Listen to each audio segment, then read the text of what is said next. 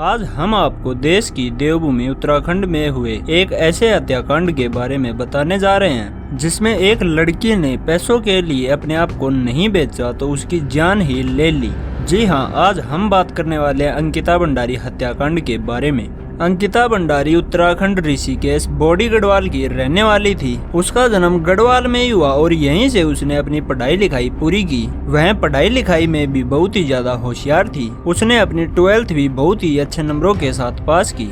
अंकिता के पिता अपने ही एरिया में लोकल मजदूर और उसकी माँ एक आंगनवाड़ी में काम करती थी। अंकिता भी सभी लड़कियों की तरह अपने परिवार का सहारा बनना चाहती थी और इसीलिए वह अपने लिए एक जॉब की तलाश कर रही थी। और एक दिन उसकी यह तलाश भी पूरी हुई। अंकिता के एक बहुत ही अच्छे दोस्त ने अंकिता को बताया कि वनंतरा रिसोर्ट में रिसेप्शनिस्ट की जॉब खाली है, तुम वहाँ पर जॉब के लिए ट्राई करो। यह वनंतरा रिसोर्ट ऋषिकेश में ही है। देखने में बहुत ही ज्यादा खूबसूरत प्रॉपर्टी। इस रिसोर्ट को जंगल के काफी ज्यादा अंदर बनाया गया था। इसका कारण आपको वीडियो में आगे पता लगेगा। इस होटल को ओन करता था पुलकित आर्य, जो कि बीजेपी के एक्स मिनिस्टर विनोद आर्य का बेटा था। अंकिता ने कॉल पर पुलकित आर्य से जॉब के लिए बात की और उसकी जॉब फाइनल भी हो गई। उसको इस जॉब के लिए 8 से 16,000 रुपए की सैलरी ऑफर की गई और 28 अगस्त 2022 को अंकिता ने उस जॉब को ज्वाइन कर लिया। होटल के मालिक पुलकित आर्य ने अंकिता को रिसोर्ट में ही एक रूम दे दिया और वहीं पर उसके खाने पीने की व्यवस्था कर दी। उसने कहा कि तुम यहीं पर रहो।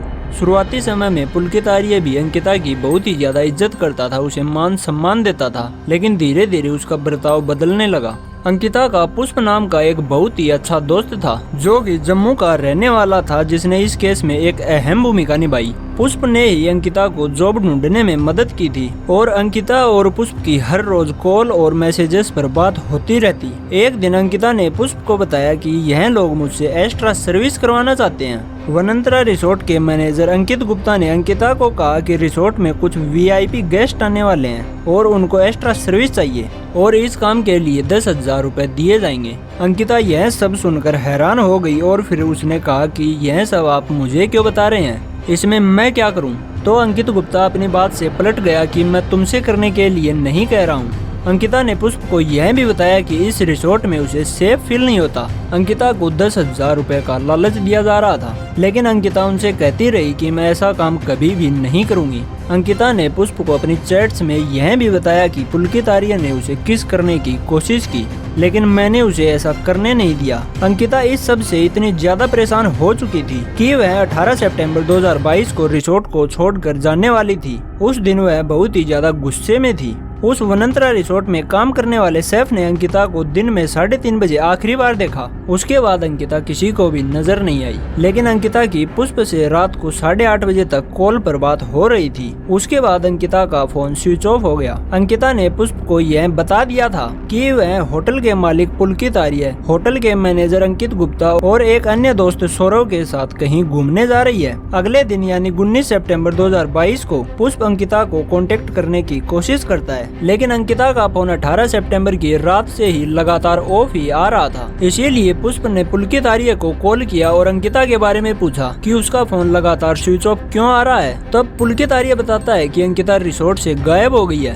यह बात सुनकर पुष्प को यकीन नहीं होता। पुष्प कहता है कि वह तुम्हारे साथ ही घूमने गई थी, तब से ही उसका फोन ऑफ आ रहा है। तो पुलकित आर्य उसको कहता है कि हम 4 लोग घूमने गए थे और हम रात 9 बजे वापस लौट आए। रात को आने के बाद अंकिता अपने कमरे में चली गई। हमने उसका खाना भी उसके रूम में ही पहुंचा दिया था। इसके बाद जब हमने सुबह देखा तो अंकिता अपने कमरे से गायब थी। पुष्प ने पुलकित आर्य के साथ जो 2 लोग घूमने गए थे, अंकित गुप्ता और सौरव भास्कर, उनसे भी बात की और उन दोनों ने भी यही बताया कि हम लोग रात को 9 बजे वापस लौट आए। उसके बाद अंकिता गायब हो गई। यह सभी बात होने के बाद होटल का मालिक पुलकित आर्य लक्ष्मण झूला पुलिस स्टेशन में जाकर अंकिता की मिसिंग रिपोर्ट लिखवा देता है। पुलिस ने यह रिपोर्ट लिख तो ली थी, लेकिन उस पर कोई एक्शन नहीं लिया। शायद लक्ष्मण झूला पुलिस स्टेशन में बैठे पुलिस कर्मियों को इस बात से कोई फर्क नहीं पड़ता था कि एक 19 साल की लड़की रिसोर्ट से गायब हो गई है। दूसरी तरफ जब अंकिता के घर वालों को यह बात पता चली तो उनके पैरों तले से भी जमीन खिसक गई कि घर की बेटी को 20 दिन हुए घर से गए हुए और अब उसका कोई अता पता नहीं है। अंकिता के घर वाले 19 सितंबर को ही घर से निकल जाते हैं और 20 सितंबर को लक्ष्मण झूला पुलिस स्टेशन में पहुंच जाते हैं। उनका घर पहाड़ों में था और पहाड़ों की जिंदगी कुछ अलग ही होती है। वहाँ पर कई दूर तक पैदल पैदल चलना पड़ता है, बसों का इंतजार करना पड़ता है। तो जैसे तैसे करके अंकिता के घर वाले पुलिस स्टेशन में पहुंच जाते हैं। उनको पुष्प ने भी कॉल करके सारी बात बता दी थी कि अंकिता के साथ रिसोर्ट में क्या क्या हो रहा था। इसके बाद अंकिता के पिता ने सारे सबूतों के साथ पुलकित आर्य के खिलाफ एक रिपोर्ट लिखवानी चाहिए, लेकिन पुलिस वालों ने उनकी रिपोर्ट नहीं लिखी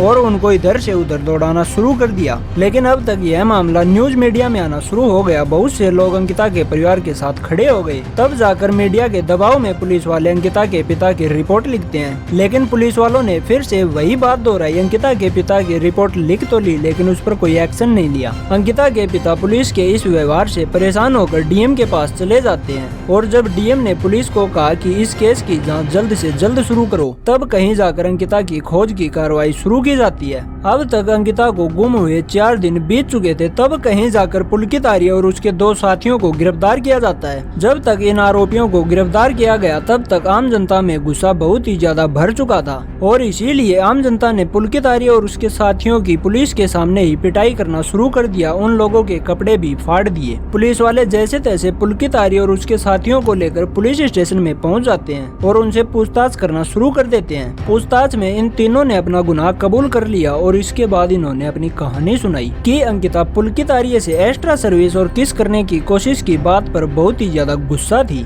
और इसीलिए पुलकित आर्य ने प्लान बनाया कि अंकिता को कहीं घुमाने ले चलते हैं, जिससे अंकिता का मूड भी सही हो जाएगा और उसकी नाराजगी भी खत्म हो जाएगी। इसीलिए अंकिता, पुलकित, सौरव और अंकित एक बाइक और एक स्कूटी लेकर ऋषिकेश के पास चिल्ला नहर या चिल्ला बैराज में घूमने चले जाते हैं। वहां पहुंचने के बाद पुलकित आर्य और उसके दोनों दोस्त शराब पीना शुरू कर देते हैं और यहीं पर उनकी अंकिता से बहस होना शुरू हो जाती है। अंकिता ने पुलकित आर्य को धमकी दी कि वह रिसोर्ट में होने वाले काले काम यानी एक्स्ट्रा सर्विस के बारे में सबको बता देगी। यह सुनकर पुलकित आर्य को इतना ज्यादा गुस्सा आता है कि वह तीनों लोग मिलकर अंकिता को उस चिल्ला बैराज में फेंक देते हैं और रिसोर्ट वापस लौट आते हैं। रिसोर्ट में वापस लौटने के बाद इन तीनों ने एक स्क्रिप्ट बनाई और वही स्क्रिप्ट अंकिता के दोस्त पुष्प को सुना दी कि अंकिता रिसोर्ट से गायब हो गई। अंकिता का शव उसकी मौत के 7 दिन बाद उस जगह से 8 किलोमीटर दूर खोजा गया जहां पर उसको फेंका गया था। पुलकित आर्य के उस वनंतरा रिसोर्ट पर भी बुलडोजर चला दिया गया, लेकिन उस समय तक उस रिसोर्ट से सबूत इकट्ठा नहीं किए गए थे।